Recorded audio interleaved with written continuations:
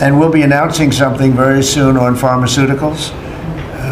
We're going to give people about a year and a half to come in, and after that they're going to be tariffed if they have to bring the pharmaceuticals into the country, the drugs and other things into the country. They're going to be tariffed at a very, very high rate, like 200%.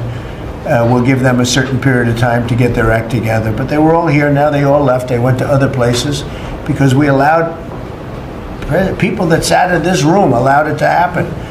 And I don't allow it to happen. The people in this room don't allow it to happen. So we're going to be announcing pharmaceuticals, chips,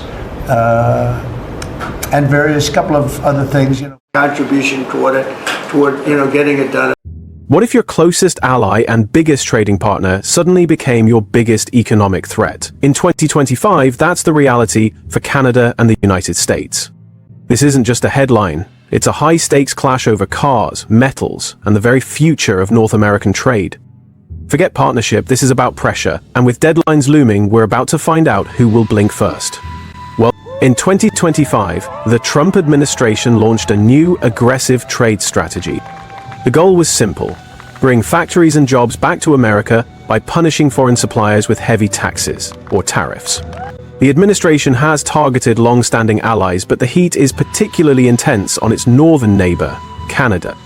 It all started with metals. Citing national security concerns under a rule called Section 232, the US slapped tariffs on steel and aluminum. Then came lumber.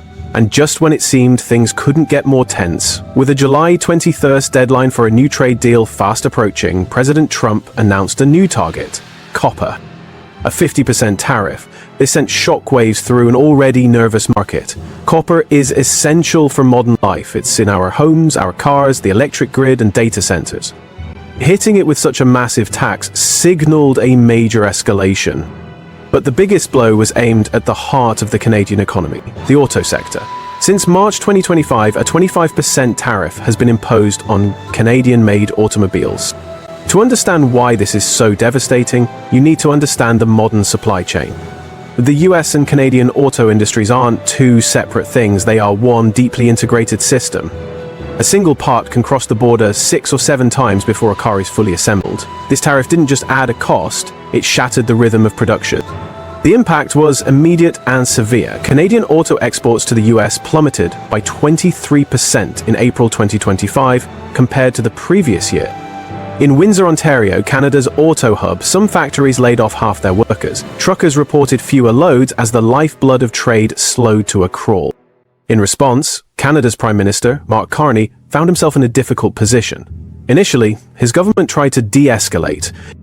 On June 30th, Canada scrapped its planned digital services tax, a move meant to bring US negotiators back to the table. For a moment, it seemed to work.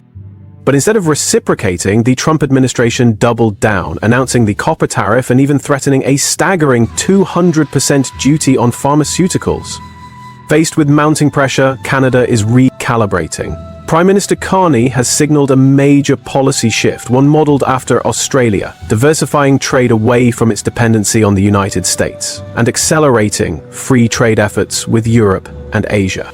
This isn't just a government strategy. A Buy Canada movement is gaining steam, with consumers consciously choosing local products over American imports. Canadian businesses are also adapting. Schneider Electric, for instance, expanded its production in Quebec with the stated goal to produce as much as we can in Canada. Statistics show this is a broader trend. In May 2025, Canadian exports to the US declined, while exports to other countries surged by nearly 6%, a new record. But what about the US? The promise was an American industrial revival. The reality is much more complicated. While big companies like Walmart could stockpile goods before the tariffs hit, smaller businesses have been caught in the crossfire. A footwear company that imports 98% of its shoes from China now faces tariffs of over 16%, money pulled directly from their bank accounts by US customs. Ultimately, it's the American consumer who pays the price. By May 2025, the US Midwest aluminum premium, a key benchmark for the metal's cost, had jumped by more than 60%. Coca-Cola warned it might have to use more plastic packaging to avoid the cost. The auto sector saw the sharpest fallout. The average price for a new car in the US was already approaching $50,000, 0 cents in February 2025. With the new tariffs, analysts projected price hikes of 6,000 cents per vehicle for cars built with foreign parts. And in the housing market, tariffs on steel, aluminium, and Canadian lumber were estimated to add as much as $22,000 cents to the price of a newly built home. Now, two critical deadlines are approaching. July 9th was the end of a temporary freeze on further US tariffs. The biggest date is July 21st. That's the deadline Prime Minister Carney set for a new Canada-US deal.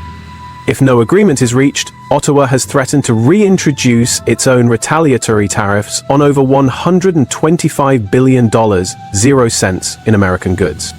This is no longer just a trade dispute over metal and cars, it's a fundamental clash of strategies. The US is using a pressure-first, negotiation-later approach, while Canada is trying to reposition its entire economy for a world where its closest ally is no longer a stable partner. The next few weeks will be critical. Will the pressure campaign force Canada to concede more? Or has the US overplayed its hand, pushing its ally into a corner where fighting back is the only option left? The answer will redefine the economic relationship between these two nations for decades to come. Thanks for watching.